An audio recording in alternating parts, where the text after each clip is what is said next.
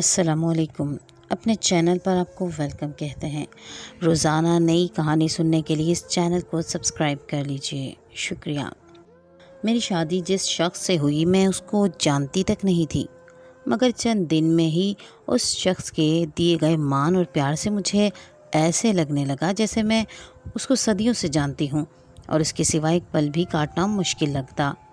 میرے سسرال والے ویسے تو اتنے برے لوگ نہ تھے، مگر جب کبھی ہمارے درمیان تھوڑی بہت لڑائی ہو جاتی تو وہ لوگ اس وقت بہت مزے لے لے کر ہماری باتیں سنتے اور جھگڑے دیکھتے۔ خیر یوں ہی روٹتے مناتے وقت گزرتے پتہ ہی نہ چلا اور 3 سال گزر گئے۔ پھر ایک شام 7 بجے تھے، میں دروازے کے قریب ہی ٹہل رہی تھی اور اپنے شوہر کا انتظار کر رہی تھی کہ دروازے پر دستک ہوئی۔ میں نے جھٹ سے دروازہ کھولا تو یہ دیکھ کر میری تیوری پر بل پڑ گئے کہ سامنے میرے شوہر کے بجائے ایک عورت کھڑی تھی جو تقریباً لڑکھڑا رہی تھی اور اس کے چہرے پر زخموں کے نشان بھی تھے جو مدھم ہو چکے تھے۔ میں نے اسے حیرت سے دیکھا، لیکن میری حیرت اس وقت بڑھ گئی جب اس کے پیچھے میرے شوہر بھی کھڑے نظر آئے۔ میں نے کہا، زہیب، یہ آپ کسے گھر لے آئے ہیں؟ کون ہے یہ اور ہمارے گھر کیا کر رہی ہے؟ میرے دل میں عجیب سے اندیشے سر اٹھا رہے تھے۔ میں نے اسے ایک ہی سانس میں کئی سوال کر ڈالے تو وہ کہنے لگے، اب بیہا بھی زیادہ باتیں مت کرو، مجھے اپنے آفس کسی کام سے واپس جانا ہے، تم اس لڑکی کو اندر لے جاؤ، سمجھو کہ یہ میری بہن ہے، اس کا خیال رکھنا، اس کی حالت نازک ہے۔ میرے شوہر نے اتنا کہا اور دروازے سے ہی پلٹ گئے۔ وہ اس قدر جلدی میں تھے کہ میں ان سے مزید کوئی سوال نہیں کر سکی، لیکن اس عورت کی حالت بہت کچھ کہہ رہی تھی۔ وہ لڑکھڑا کر چل رہی تھی اور اس کے چہرے پر نشان بھی پڑے ہوئے تھے۔ میں اسے اندر کمرے تک لے آئی۔ اس کی حالت عجیب سی تھی، وہ نیم بے ہوشی کے عالم میں چل رہی تھی۔ اسے تو کھایا پیا بھی نہ کچھ جا رہا تھا۔ میں نے جلدی سے اسے ہلدی والا دودھ گرم کر کے دیا۔ مہمان نوازی اور انسانیت کا تقاضا تھا کہ میں اسے نظر انداز نہیں کر سکتی تھی۔ لڑکی نے بڑی مشکل سے دودھ پیا اور اسے جلدی سے نیند آ گئی۔ وہ سو گئی اور میں اسے دیکھتی ہی رہ گئی۔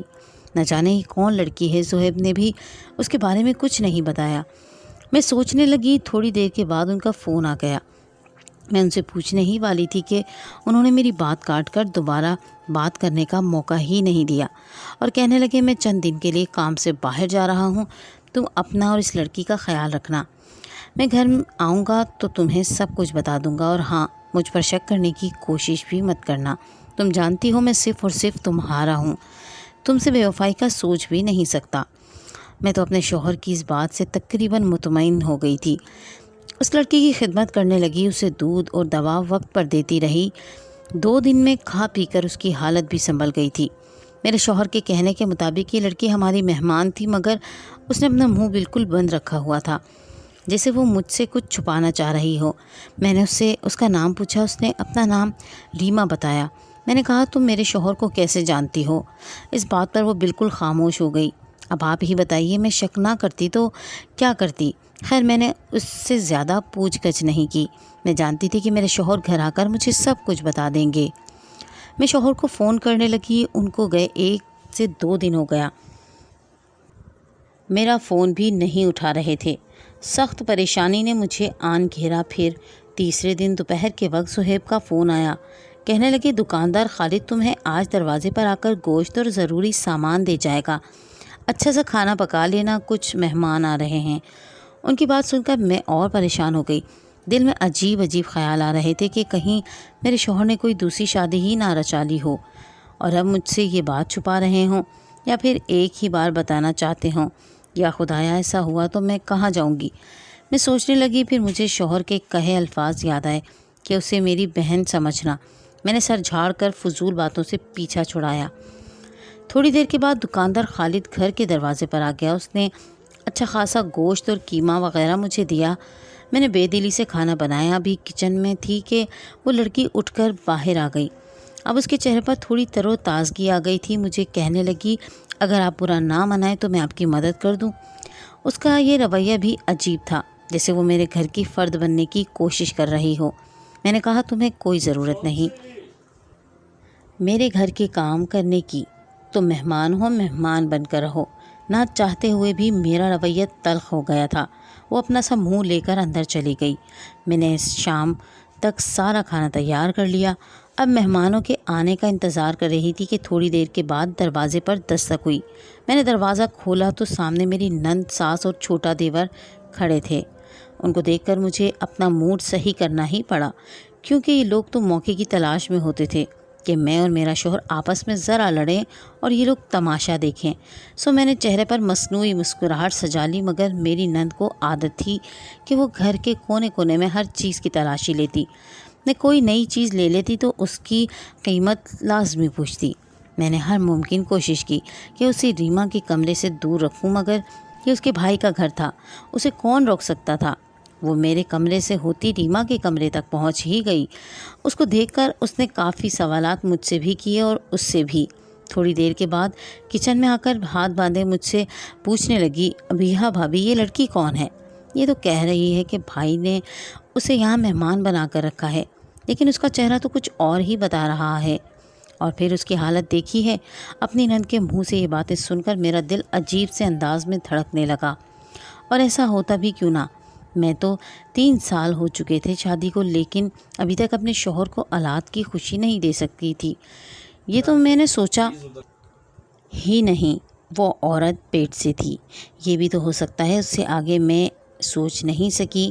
یہ احساس انتہائی تکلیف دہ تھا، میں اپنے شوہر کے بارے میں ایسا سوچ بھی نہیں سکتی تھی۔ خیر، میں نے دل پر پتھر رکھ کر صبر کیا، اپنی نند کی باتوں کا کوئی جواب نہیں دیا، مگر اس نے میرے دل میں شک کا بیج بو دیا تھا۔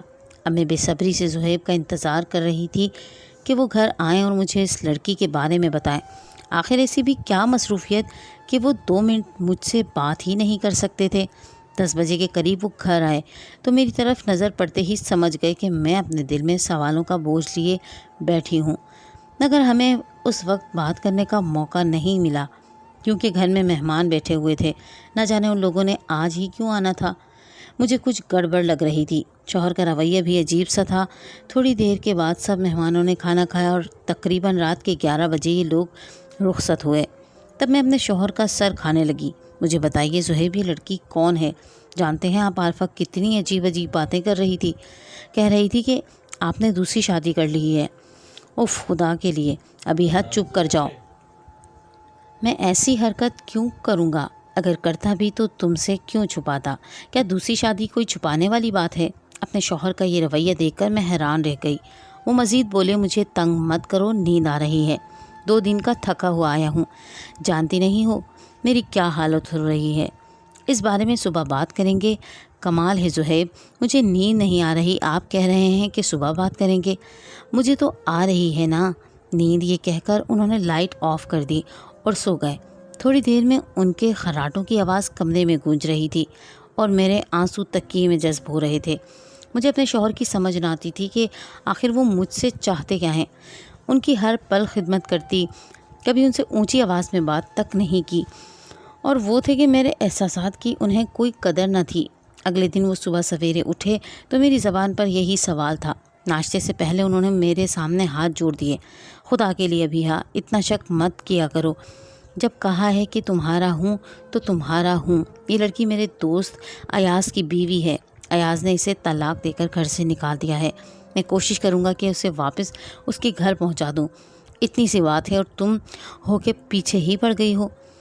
شوہر کی بات سن کر بھی میں مطمئن نہیں ہوئی۔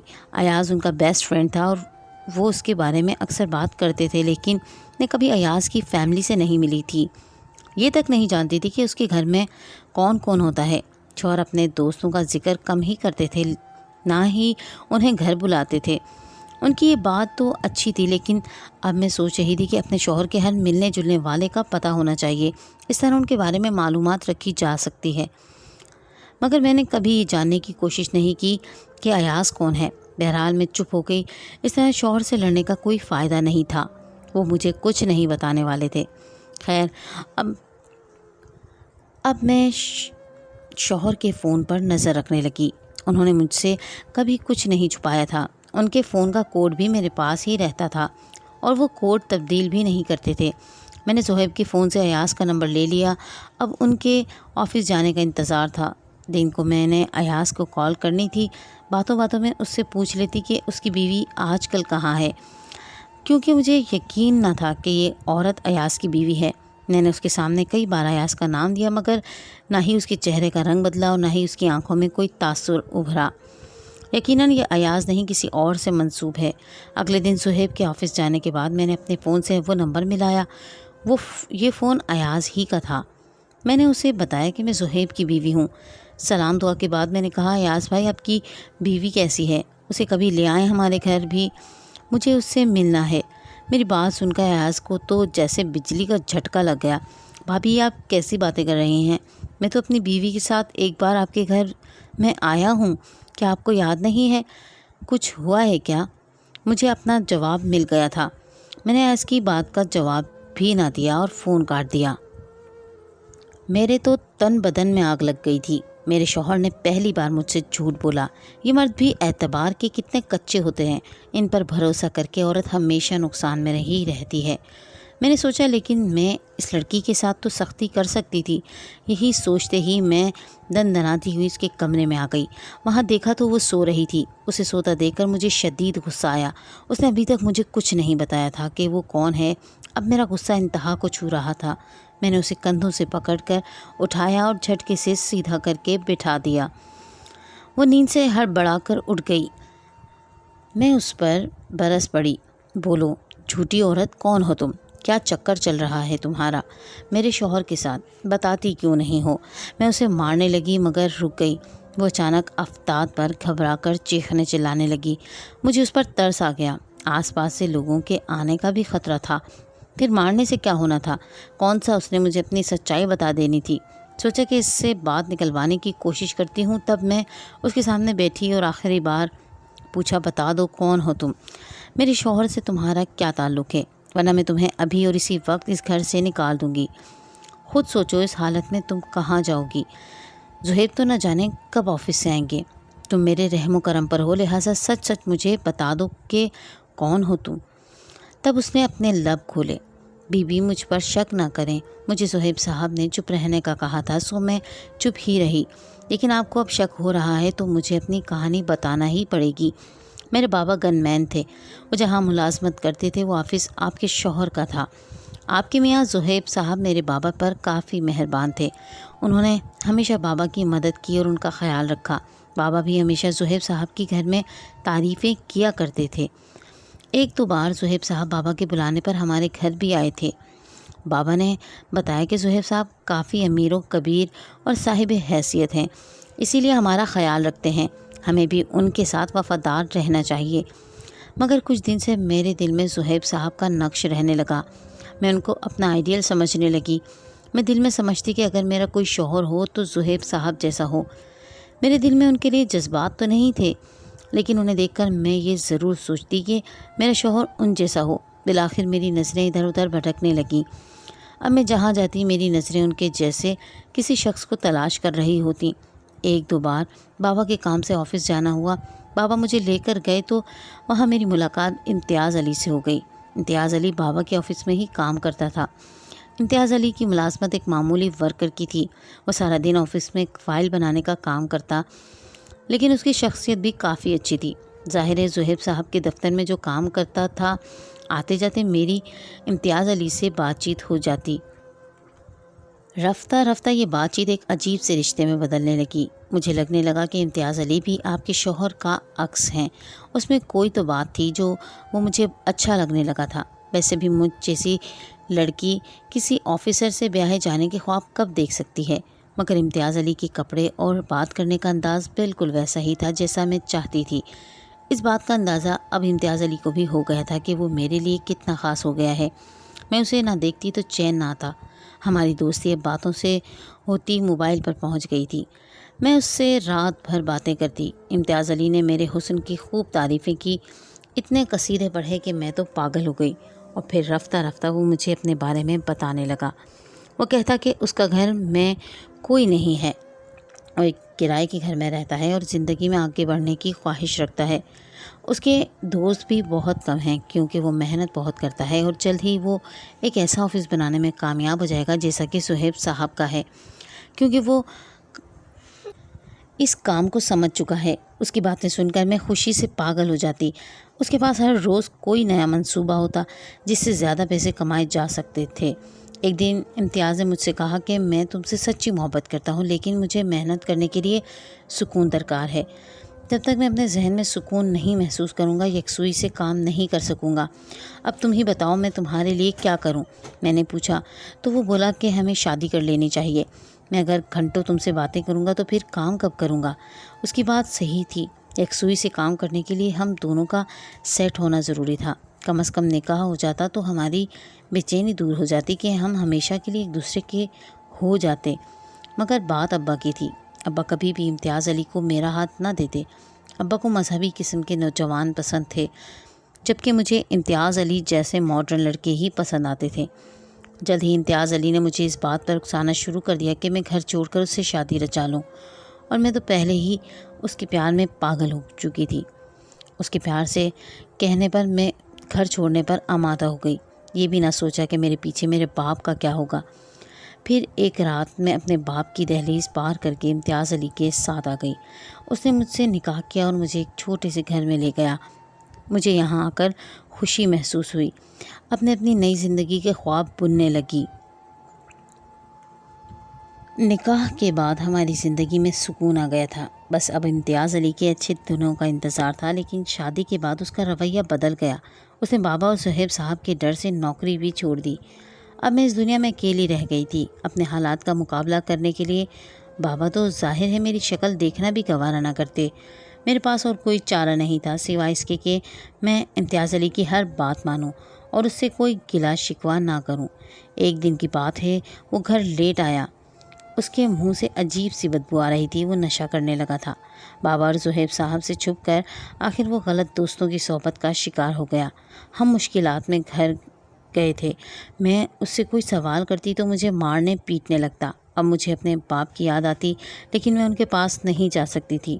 کاش مجھے پتا ہوتا کہ بابا مجھے ڈھونڈ رہے ہیں تو میں مزید اس جہنم میں نہ رکتی۔ ایک دن دروازے پر دستک ہوئی، میں نے دروازہ کھولا تو سامنے صہیب صاحب اور میرے بابا کھڑے تھے۔ غالباً بابا نے صہیب صاحب کی مدد لے کر مجھے ڈھونڈا تھا۔ بابا کو دیکھتے ہی میں ان سے لپٹ گئی اور پھوٹ پھوٹ کر رونے لگی۔ کچھ عرصے بعد بابا نے میری طلاق کروا دی، لیکن ان کا اعتبار مجھ سے اٹھ گیا تھا۔ میں ان کی نظروں میں گر گئی تھی کیونکہ یہ طلاق زبردستی ہی ہوئی تھی، جبکہ امتیاز علی مجھے طلاق دینے پر راضی نہیں تھا۔ بابا کو شک تھا کہ میں امتیاز علی سے اب بھی بات کرتی ہوں۔ وہ کہتے کہ میں تیری شادی کسی اچھے لڑکے سے کروں گا، تجھے اس سے بات نہ کرنے دوں گا۔ بابا نے مجھے گھر میں قید کر دیا۔ پھر نہ جانے پڑوسی نے ان سے کیا کہا کہ ابا کو یہ شک ہونے لگا کہ ان کے جانے کے بعد میں کسی طرح امتیاز علی سے رابطہ کر کے اسے بلوا لوں گی اور یہاں سے نکل کر بھاگ جاؤں گی۔ اب وہ مجھے روز آفس جاتے تو بے چین رہتے اور کبھی چکر لگانے پہنچ جاتے تو کبھی کسی پڑوسی کو بھیج کر دروازہ چیک کرنے کو کہتے۔ پھر بھی تسلی نہ ہوئی تو اکثر ڈیوٹی کے دوران آ کر مجھے ساتھ لے جاتے۔ صہیب صاحب انہیں منع بھی کرتے کہ آپ اس طرح جوان بیٹی کو اپنے ساتھ آفس لے کر مت آیا کریں، مگر ابا کب کسی کی سنتے تھے۔ انہیں مجھ پر شک تھا۔ ایک دن انہوں نے صہیب صاحب سے مدد کی درخواست کی کہ میں اس حالت میں گھر سے نہیں نکل سکتی، جبکہ بابا مجھے مجبور ہو کر ساتھ لاتا ہے کہ میں اس کے ساتھ ہر وقت رہوں گی تو تسلی رہے گی۔ وہ مجھ پر اعتبار نہیں کرتا۔ تب صہیب صاحب نے بابا سے بات کی اور مجھے اپنے ساتھ لے آئے۔ بابا نے مجھے خوب برا بھلا کہا کہ میں تمہاری وجہ سے اتنا مجبور ہوں کہ صہیب صاحب سے مدد مانگنی پڑی ہے، مگر میں اپنی جگہ مجبور تھی۔